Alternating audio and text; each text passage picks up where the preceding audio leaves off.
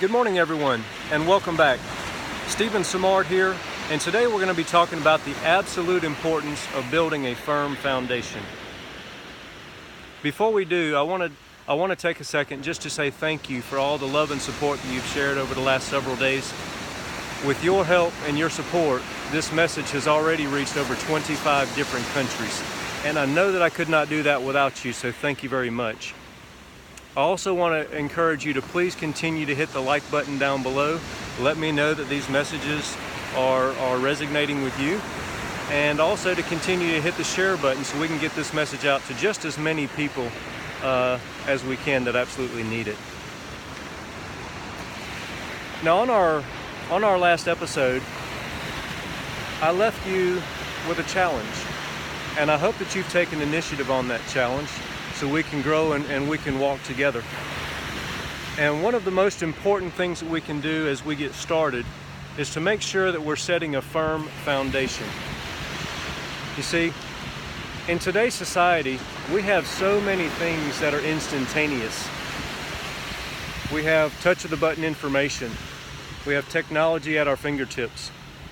We have overnight delivery, and in some cases we even have same-day delivery.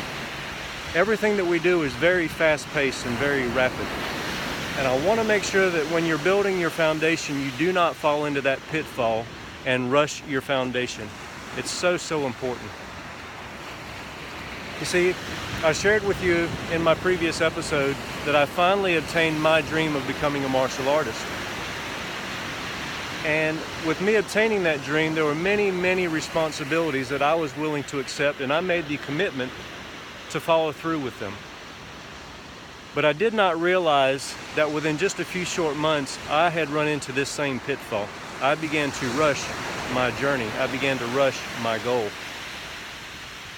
You see, one day I was at my martial arts class, and my mouth began to outrun my brain, of course, as a young boy. And although our instructor was teaching us the fundamentals, the foundation of our art, he was drilling the basic stances, the basic blocks, the basic punches, the basic kicks, the basic stretches that we needed to build a firm foundation. My young mind was so anxious to move forward and start learning more advanced techniques than my body was ready for. So one day while I was in class, I jokingly questioned him about when we were going to start learning some of the fancy maneuvers that I was seeing on TV at night as I was watching my black belt theater program. Well, he asked me to come up to the front of the class, and he grabbed the class's attention so they could watch. He knew and he realized that we were a relatively young school in the area, and many of the students there were on my same level. And he didn't want us to start to get discouraged. So what he did was he wanted to teach me a lesson, and it's a lesson that I never forgot. So when I got to the front of the classroom, he asked me to get into a fighting stance with him, and he instructed me to attack him. He told me to attack him from any means necessary. So when he said the word go, I began to attack, and as you could imagine, within just a split second, I took a foot to the chest and I went flying across the room. Well, I got up, I composed myself, and he told me to square off with him again. So I did, and he instructed me again to attack him by any means necessary. And I tried again, and as you could imagine, within just a second, I took another kick to the ribs and went flying across the room, and ultimately ended on the floor. Once I got up and composed myself, he brought me back to the front of the room, and he asked me to stand beside him, and he began to demonstrate 2 or 3 of these flashy kicks that I was seeing on the television at night. And he instructed me to attempt them. And as you could imagine, I failed miserably. I didn't have the technique to do what he was asking me to do, what my eyes were telling me that I wanted to do. Then he called 3 of the senior students that were in the class to come and join me in the front.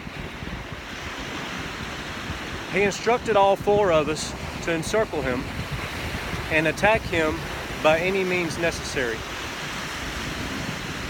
And when we tried, within just split seconds, he destroyed and defended all 4 of us. And it was that day that I realized,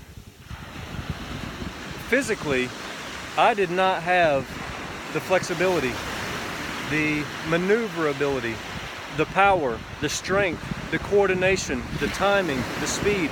I had none of the physical attributes that I needed to pursue what I was trying to do or be performing on the level that I was performing. But more importantly, what I realized was, although I was making the commitment for all of the physical activities I was doing to chase my dream, I was getting up first thing in the morning and helping my younger brother and sister get off to school. I was riding the school bus and doing my studies on the school bus to free up time in the evenings. I was attending my school and maintaining my grades so I could pursue my dreams at night. I was riding the school bus home and completing homework on the school bus, knowing that once I got to the house, I was only going to have so long before it was time for me to go to my martial arts class. I knew that once I got to my martial arts class, I was giving 100%. I was giving all the physical energy and exertion that I could possibly muster, because I wanted to be there. I wanted to learn. I wanted to grow, and I was anxious to be there. I didn't want to leave the school, but I had to go to work. I wanted to be there every waking hour. And then I knew that I was taking my 10-speed bicycle and I was riding from my school when I finished to work, just so I could go work for 4 or 5 hours in the evening.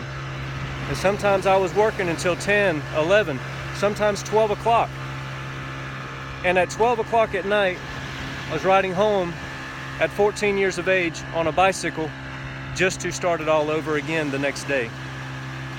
You see, I knew that I was making all these commitments, and I was making them willfully. I wanted to do these things because I was excited. And the emotional connection that I made that day was, although I was willing to do all of these things, I was trying to rush my dream. The one thing that I wanted, I was rushing it. That's the message I want to get across to you today. As you begin your journey, as whatever goal that you've selected that you want to pursue, whether it's in your health, whether it's in wealth, whether it's in relationship, whatever it is that you're chasing. And I'll give you a few examples of the pitfalls that we see on a regular basis. So let me ask you, how many times have you lost the same 20 pounds? How many times have you started a new business or home-based business and it quickly failed? How many times have you started in a new relationship and within months it came to an abrupt end, just like your previous relationship? You see, without setting these firm foundations, we're setting ourselves up for failure. And the point I want to get across to you today is, make the commitment to do everything you need to do, not just physically, but emotionally and inside. Make the commitment to settle into your goal, settle into your dream, enjoy the journey, enjoy the personal growth that you're getting from it, and go out and achieve it. I'm going to leave that with you today. Until next time.